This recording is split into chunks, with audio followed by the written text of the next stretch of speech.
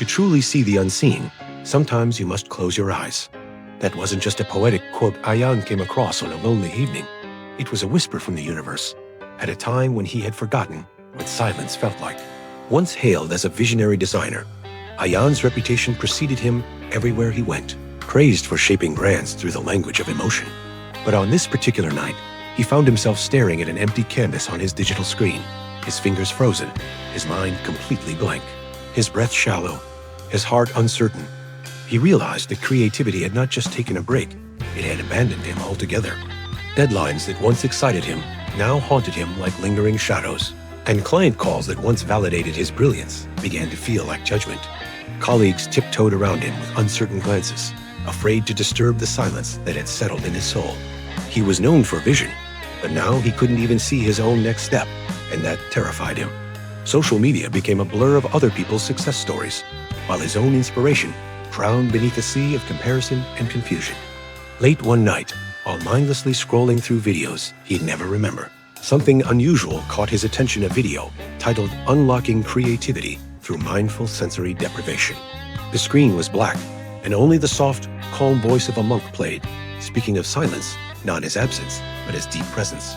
There were no flashy thumbnails or urgent calls to action, only an invitation to pause. And in that still moment, something inside Ayaan shifted slightly. The phrase mindful sensory deprivation lingered in his mind like a mysterious perfume. With a mix of curiosity and desperation, he clicked a link that led him to a website for a retreat in Bhutan hidden deep in the Himalayan hills, where monks lived in complete silence, disconnected from the digital world.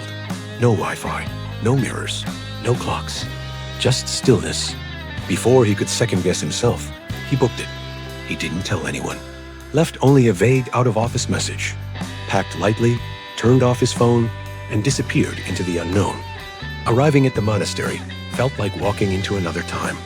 Monks moved slowly, with grace and deep presence, their eyes quiet yet knowing. Ayaan surrendered his devices, feeling an odd emptiness in his hands where his phone used to be. There were no introductions, no small talk-only silence, woven through every breath and every step. That night, he slept without background noise for the first time in years, and for the first time in years, he dreamed. The next morning, he felt uneasy. Without distractions, his thoughts grew louder. The constant self-doubt, the pressure to perform, the weight of being gifted began to surface in ways he couldn't escape. Meals were eaten in silence. Walks were taken slowly. Even the wind felt louder in the absence of words. But the monks, gentle in presence, seemed undisturbed, as if they had already made peace with the inner storm Ayaan was just beginning to face. On the third day, he was led to a small, dark room known only as the chamber. There was no light, no sound, no stimulation, just a mat, a bowl of water, and pure, pressing silence. "You will hear your truth here," the monk whispered, then closed the door behind him. Ayaan sat down slowly, unsure of how long he would be in this unfamiliar darkness. At first, it was maddening. His heartbeat echoed in his ears, and every passing second felt like a thunderclap. His thoughts attacked him like wild beasts, memories of failures, humiliations, moments he had buried long ago under layers of productivity. The voice of his father calling him soft. The time he skipped his mother's birthday for a client meeting. The award he faked enthusiasm for. He curled into himself, overwhelmed, and tears began to fall not from sadness, but from recognition. For the first time, he wasn't running.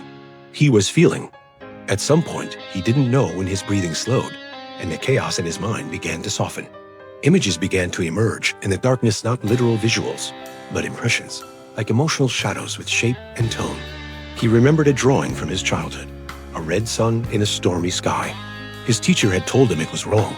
"Suns aren't red," she'd said. And so, he had never drawn a red sun again.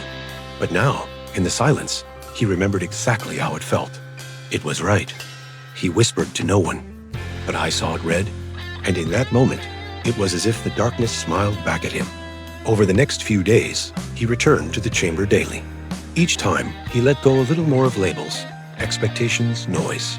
Each visit peeled away another layer of performance, leaving behind raw emotion and wonder.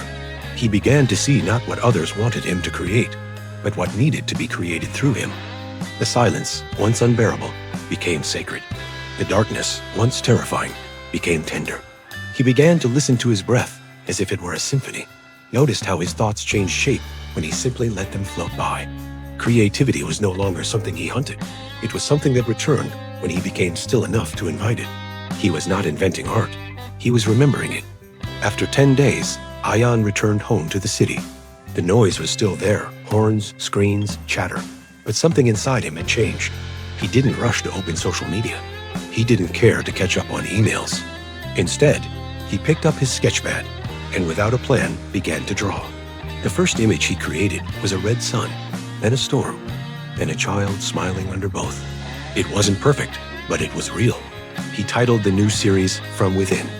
Unlike his past work, this wasn't for clients or followers. It wasn't curated for approval or trend. It was an offering honest, messy, deeply human. He held a silent exhibition, just like the monastery.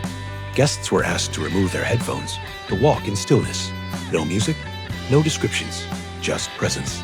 Some viewers cried. Others stayed for hours. Critics called it radically intimate. Collectors fought to buy the originals. But for Ayaan, that wasn't the success. The success was in reclaiming his truth. He no longer chased creative highs. Instead, he embraced creative depth. He began organizing silent retreats for other creators, writers, dancers, filmmakers burned out from noise. Each retreat began the same way, in stillness, in the chamber. There, in the darkness, he would tell them gently, to truly see the unseen, you must first close your eyes, because true creativity doesn't scream. It whispers. If you're exhausted from chasing likes, trends, relevance, step away. Turn it all off. Close your eyes. Sit in silence, not to be productive, but to remember who you are. Because what you're looking for is not out there, it's within. In stillness, your soul will start to speak. In silence, your truest art will begin to form.